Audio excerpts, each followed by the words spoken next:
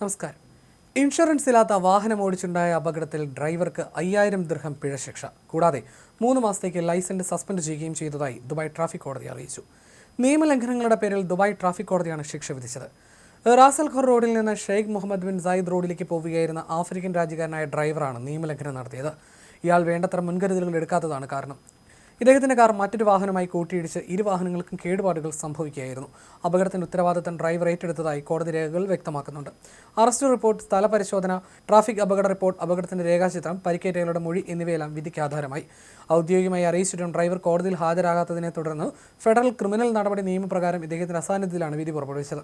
രജിസ്ട്രേഷനില്ലാത്ത വാഹനമോടിക്കൽ, insurance ഇല്ലാത്ത വാഹനമോടിക്കൽ, വസ്തുവകകൾക്ക് നാശനഷ്ടം വരുത്തൽ തുടങ്ങിയ വിവിധ കുറ്റങ്ങൾ കോടതി ഒരൊറ്റ കുറ്റകൃത്യമായിട്ടാണ് പരിഗണിച്ചത്.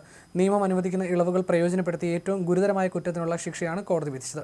വിധി അന്തിമമാകുന്ന തീയതി മുതൽ 5000 ദിർഹം പിഴയും 3 മാസത്തെ ഡ്രൈവിംഗ് വിലക്കും പ്രാബല്യത്തിൽ വരും.